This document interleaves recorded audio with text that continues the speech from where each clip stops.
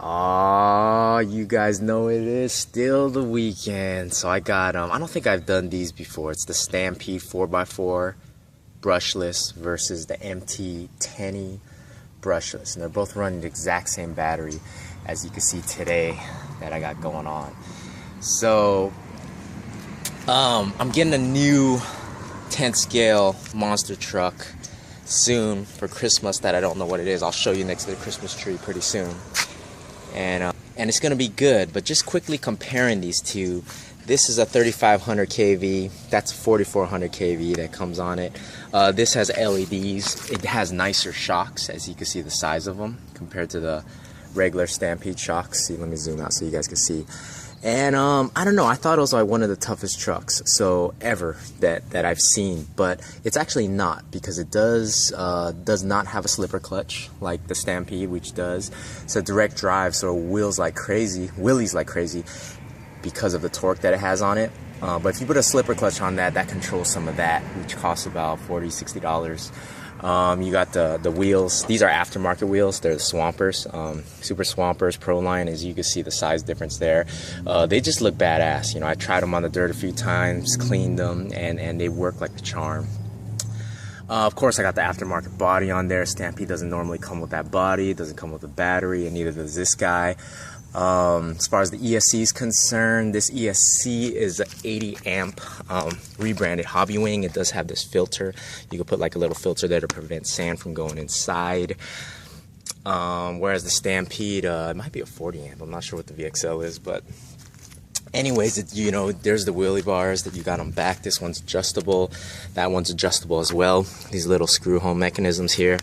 And yeah, that's the wheelie bars. And what else could I say about these?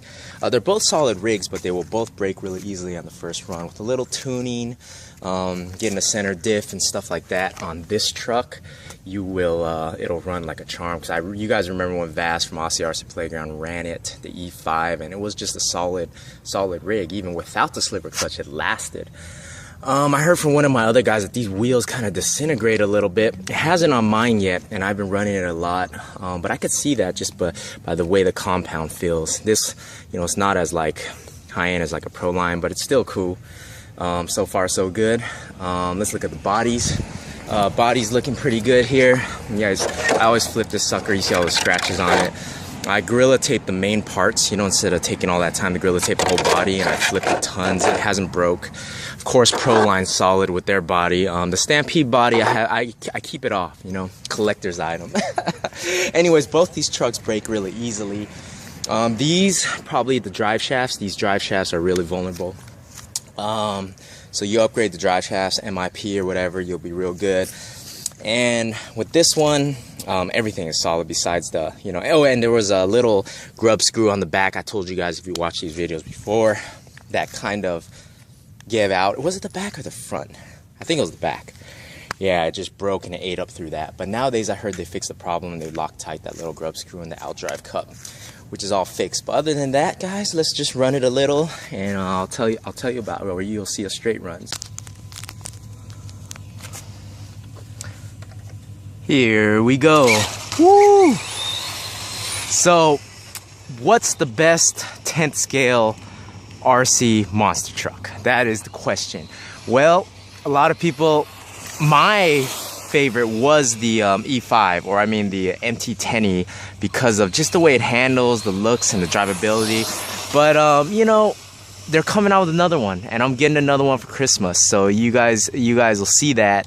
And it's a surprise, but I think it may be the toughest, because honestly, these two trucks, if you bash them hard, will break easy. Probably on the first run. Shoot, the way I jump them. If it's just on like a small, like little cardboard box ramp, like the ones I build, that's like about 4 feet tall, give it about 10 foot of air, and something's gonna break. Something's gonna give. And it's not even about that.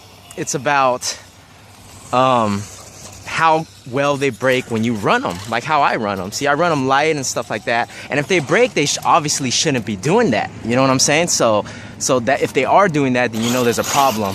Because of course, if you jump something off a 10-foot building or something, or you go big or you bash it, it may break, and that's just how it is. but you know, they shouldn't do it when you're running it like this. And this truck has, look, it's got LEDs too, by the way. It has. The grub screw went out, and supposedly you could strip your spur real easy because of the direct drive and no slipper clutch. And the Stampede, obviously you guys know Traxxas brakes a little bit, but you know, with a little tune-up, a little extra money in that, it won't. So the advantage of watching this is I probably run it lightly, and if it breaks, you'll know, oh man, that truck's cheap. And if I run it lightly and it doesn't break, and then I do jump it sometimes, you guys see it, and it doesn't break, then you might be like, hey, I might run it like that, and it didn't break, so maybe that's a contender in what I'm choosing. Or you're like, man, this guy Tom Trax talks a lot, but he probably watches 100 videos, and he may have some information and seen somebody else who bashes hard like crazy, and may be able to give me advice as far as what tends to give and where the power is distributed, etc., etc. So I just wanted to say that a little bit. But anyways, guys, I also wanted to say that, look, my batteries are dying again. That I'm known to have my batteries die. Yeah, I've been running this too much, and I decided to do a video afterwards. But anyways, I just want to really touch base with you guys and talk a little bit, because you guys know I like to talk about, you know, the reason why it's gonna be good is you could, man, that's crazy. Is that I'm welcoming everybody now, even the haters, all the haters that, you know, I promised myself the New Year's resolution that I would welcome everybody and even say nice things to the haters as well.